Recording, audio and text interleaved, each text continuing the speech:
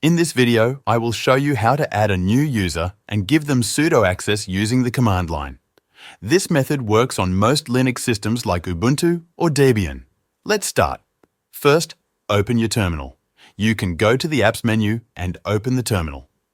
Now, we need to create a new user. To do that, type this command: sudo adduser, then a space, and the name of the new user you want to add. For example, sudo adduser new user 11. After you type the command, press enter. The system will ask for your password. This is the password of your current user with sudo access. After that, it will ask you to enter a password for the new user. Type a new password and press enter. It may also ask you for more details like the full name, room number, or phone number. You can skip these by pressing enter each time. Finally, it will ask you to confirm the information. Just press Y and then enter.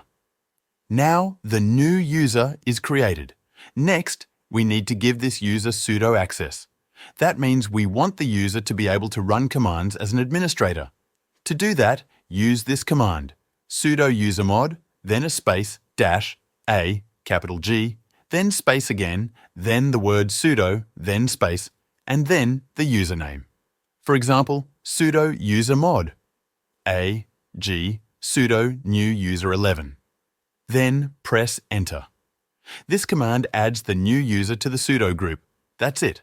The user now has sudo privileges. You have now learned how to add a new user and give them sudo access from the command line.